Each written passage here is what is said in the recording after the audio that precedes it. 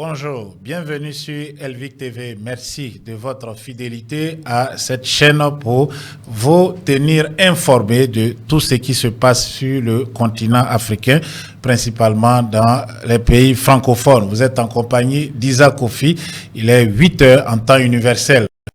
Comme vous savez, il y a une élection à venir dans quelques mois en Côte d'Ivoire et les principaux candidats des partis politiques sont déjà sur le terrain auprès de leurs militants, sympathisants, mais aussi auprès de la population en général. C'est ainsi que le président du PDCI-RDA, après une activité acharnée pour la révision de la liste électorale en Côte d'Ivoire, est en déplacement dans l'Hexagone, en France donc, et de la France, il se rendra ensuite aux États-Unis d'Amérique. C'est la première fois que le président du PDCI-RDA, son Excellence Cheikh Tidiane Thiam, qui est candidat déclaré en tout cas à l'élection présidentielle, rencontre la diaspora ivoirienne de l'Hexagone. Nous allons donc ensemble voir ces images où des milliers de personnes sont venues hier à Paris pour écouter le petit-fils donc du président Félix Houphouët-Boigny, l'ancien homme d'affaires, l'ancien banquier qui aujourd'hui dirige le PDCI-RDA, et le PDCI-RDA aspire à parvenir au pouvoir d'État avec donc son Excellence Cheikh Tidiane Thiam.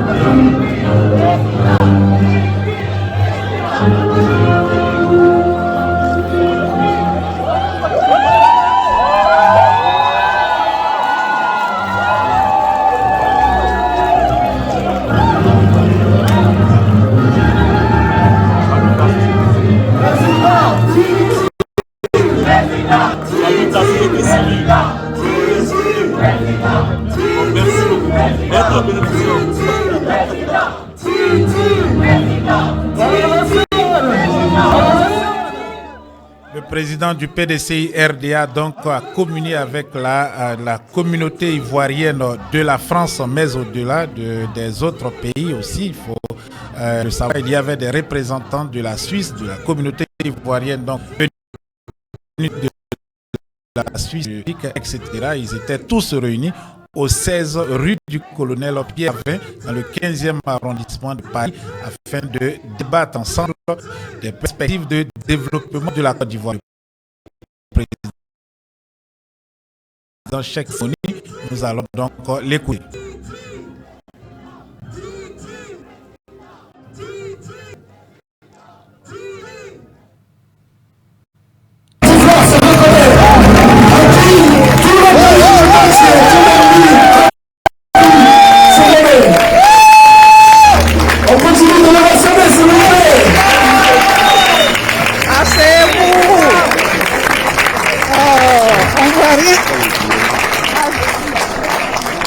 Asseyons-nous, on va voir. Oui, vraiment. Merci.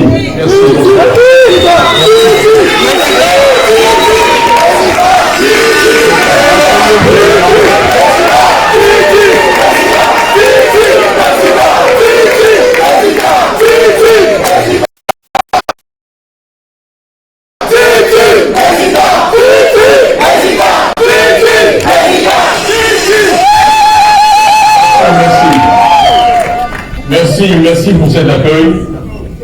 Je voulais avant tout saluer Marie-Pascale, la présidente. Voilà, elle est là. De TAT et Mohamed Sissouma. De TAT, Herman Etienne, tous les membres du conseil d'administration, tous les membres du bureau exécutif national, parce que chez nous on dit que celui qui ne sait pas remercier son prochain ne remerciera pas Dieu. Tout commence par les remerciements à ceux qui font du bon travail et qui ont permis le rassemblement de ce soir, dont je veux qu'on les salue chaleureusement avant tout.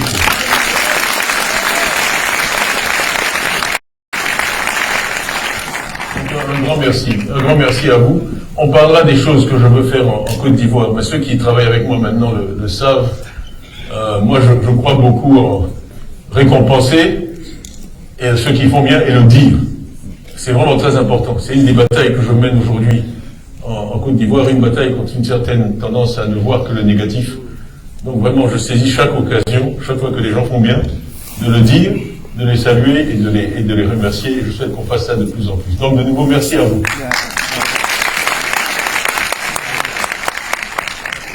C'est une belle occasion, c'est une belle soirée. Les gens de TACT sont dangereux parce que j'avais dit que je ne voulais pas faire de discours. Donc dans ma grande naïveté, ils m'ont dit oui. Et puis là, il y a Mohamed Sissouma qui est venu me voir tout à l'heure, il m'a dit mais tu fais un discours de 15 minutes. Je dis, bon, okay. En fait, c'est difficile de leur dire non, c'est difficile de leur résister. Ils trouvent toujours un moyen d'obtenir ce qu'ils veulent. Donc j'ai accepté de bonne grâce de vous dire quelques mots. Mais le cœur quand même de la soirée, je voudrais que ce soit une conversation interactive où on me pose des questions, parce que vous avez fourni un certain nombre d'entre vous un certain nombre de questions que vous souhaitez me poser, auxquelles vous souhaitez que je réponde, et donc je serai heureux de me livrer à cet exercice. Mais donc, juste quelques mots d'introduction. Avant tout ça, je veux aussi saluer l'importante délégation du PDCI qui est là et qui m'accompagne.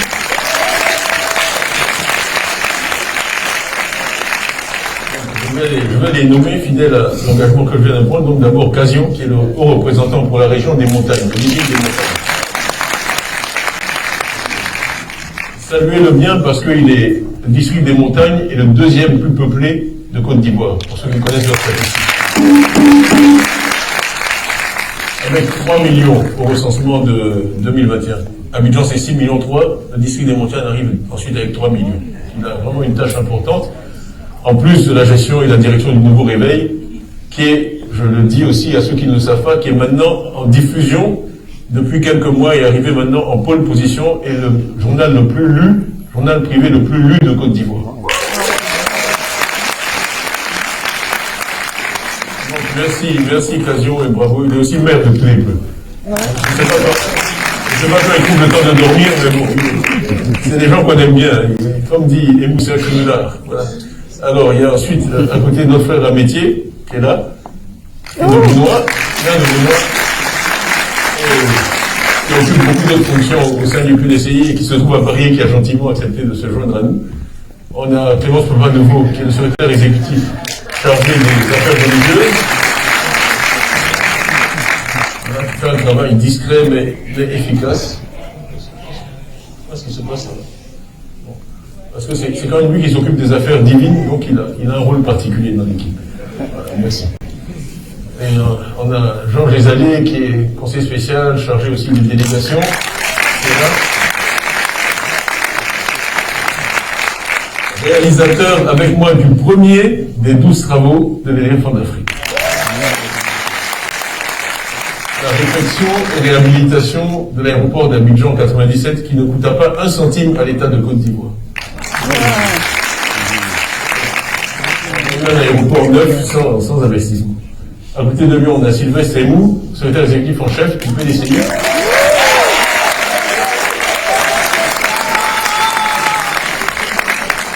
Député maire de Port-Boué, qui est aussi une des plus grandes communes de Côte d'Ivoire, et qui fait un travail fantastique aussi au PDCI. Ensuite, on a Kwame Kra, notre aîné, voilà, qui est conseiller spécial chargé de la diaspora. Vous le connaissez tous. Après, je vois Hervé Aliali, conseiller spécial chargé du secteur privé. Aussi député de Djibouti où j'étais il y a quelques jours. Et puis, je vais m'arrêter parce que sinon, la soirée est très longue. On a tous les autres dignitaires qui sont là. Si vous voulez juste saluer collectivement la salle. Et on vous remercie. Alors, Président, je me permets. Oui.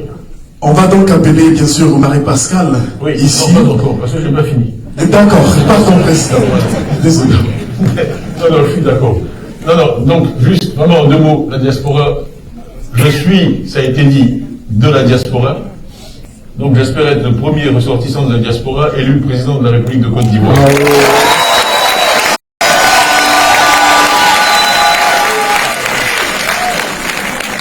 C'est juste ça que je voulais ajouter, ça aurait été dommage de... Désolé, Président, pourtant c'est la bonne partie. Voilà. Donc, je vais vous dire pourquoi, dans le reste de la soirée, pourquoi je crois que c'est une ambition louable et réalisable. Donc, en tout cas, merci d'être là ce soir. J'espère qu'on va avoir des débats riches et je vous souhaite de passer une bonne soirée à notre compagnie. Merci.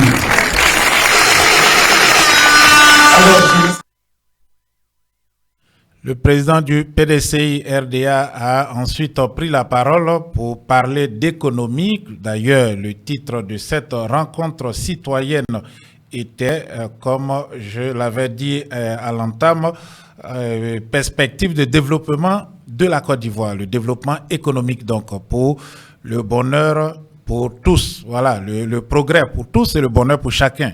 C'est cet adage qui était si cher au président Henri Konan Bédié, qui a eu pour ministre des infrastructures économiques, ministre du plan et des infrastructures économiques, le président Tidiane Thiam, alors frère émolu de l'école polytechnique de Paris.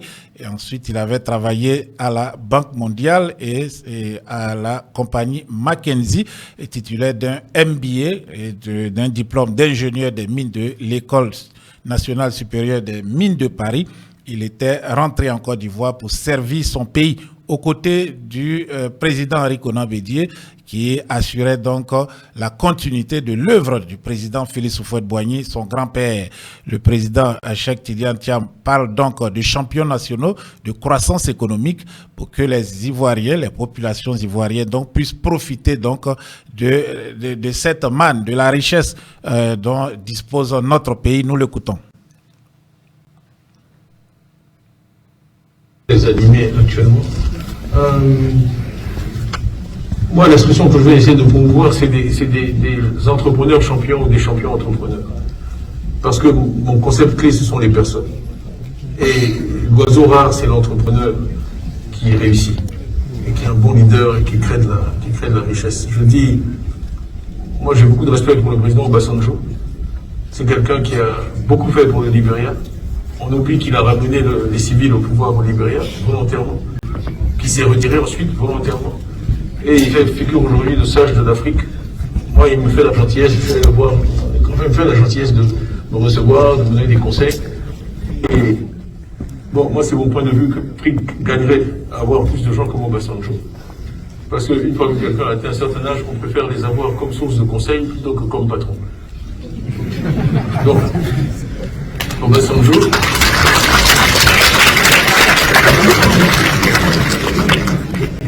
Je lui dis, Nigeria, ancien président du Nigeria, en passant, le dernier coup d'État en Afrique anglophone a eu lieu en 93. Le dernier coup d'État en Afrique anglophone a eu lieu en 93. Pour moi, c'est des gens que je regarde et que je considère comme des modèles. Parce que le jour où l'Afrique francophone pourrait dire qu'elle n'a pas eu de coup d'État pendant 30 ans, on aurait fait du choc. Eux, ils peuvent le dire aujourd'hui. Voilà. Pas eu de coup d'État pendant 30 ans. Donc je lui dis, de quoi vous êtes le plus fier? Il dit, moi j'ai créé 50 milliardaires en dollars. Ça sort immédiatement. Il a créé 50 milliardaires en dollars. Et les gens qui font une économie, ce sont les entrepreneurs.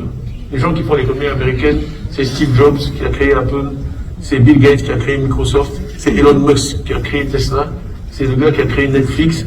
Ce sont des individus qui ont des qualités absolument exceptionnelles et qui, mis dans le bon environnement, créent des entreprises qui font une différence énorme dans le monde. Je crois que dans les 10 premières capitales, il y a 8 sociétés américaines. Est-ce que vraiment quelqu'un croit que les Américains ont un QI plus élevé que celui des gens du reste du monde? Non. Moi, je ne crois pas ça. Je crois simplement que l'économie américaine constitue un environnement où le mérite est reconnu, le mérite est récompensé, la prise de risque est encouragée, et il y a du capital abondamment. Et aussi, ils prennent du talent partout. 65% des prix Nobel américains ne sont pas nés américains. Aucun pays n'a plus de prix Nobel que l'Amérique. Une fois que le prix Nobel est attribué, personne ne va chercher si le gars était né à Istanbul ou à Abidjan. Eux, une solution pragmatique, 65% des prix Nobel américains ne sont pas nés américains. Donc c'est cette ouverture au talent qui est extraordinaire, qui fait que ça agit. Donc, il faut promouvoir des entrepreneurs. Il faut promouvoir des entrepreneurs et après tout le reste va suivre. Il ne faut pas essayer de choisir des vainqueurs. Il faut créer les conditions d'une scène et que les meilleurs gagnent. Les maintenant, ceux qui commencent à émerger, on va les aider. On va les aider, on va donner des marchés, on va les aider à gagner plus, on va les aider à avancer. Mais il faut afficher cette priorité. Moi, je dis toujours, quand j'étais CEO de Prudential, j'allais à Davos chaque année, j'ai même été président du forum de Davos. J'allais souvent avec George Osborne, qui était ministre des Finances, mais il allait en écho. Chaque fois qu'on était en avion, Londres, moi j'étais en business, j'étais CEO, je ne pouvais pas privé de lui, il me disait, mais c'est l'argent du contribuable. Titi, see you in Zurich. Donc moi je veux une Côte d'Ivoire où il y a beaucoup de gens riches, beaucoup de gens très riches et aucun fonctionnaire parmi eux.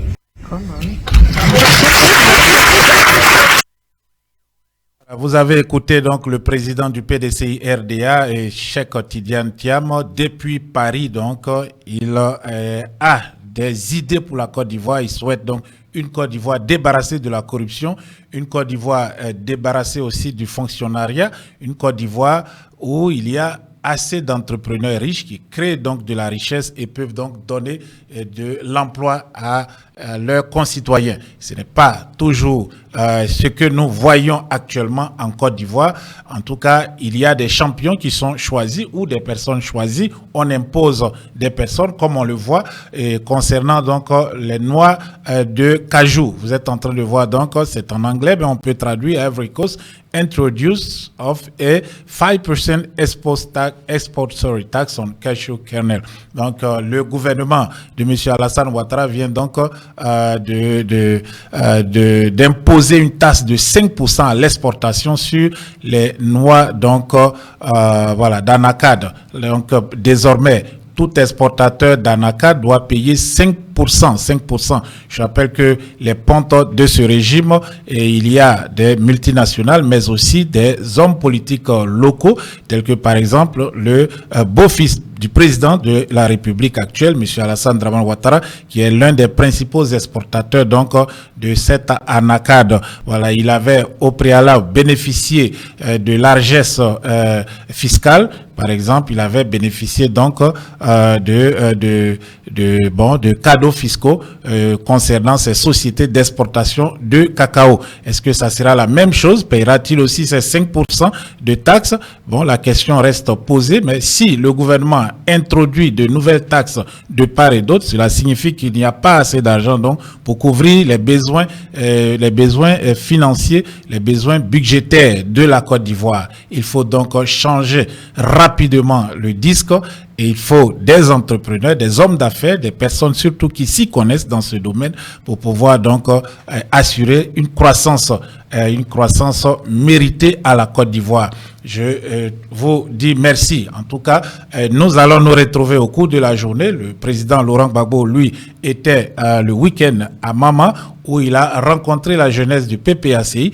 On reviendra là-dessus pour décortiquer ensemble le discours qu'il a prononcé à cette occasion. Il a dit, et c'est très important, je le cite, et préparez-vous car on veut nous imposer des choses. On ignore ce que le président veut dire exactement, ce que l'ex-président de la République, son Excellence, M. Laurent Gbagbo, voudrait dire exactement. On va ensemble décortiquer cela au cours de la journée. Nous aurons notre direct du soir pour parler des problèmes toujours qui touchent notre pays et le continent en général. Tout au long de la journée, vous aurez des vidéos, des directs pour pouvoir donc rester informé. Ne ratez surtout pas ces vidéos et pour le faire, restez donc connecté ou si vous êtes abonné, c'est suffisant. Cliquez sur la clochette de notification pour recevoir des alertes chaque fois que nous sommes en direct. C'était Isaac Kofi depuis nos studios pour Elvic TV Résistance.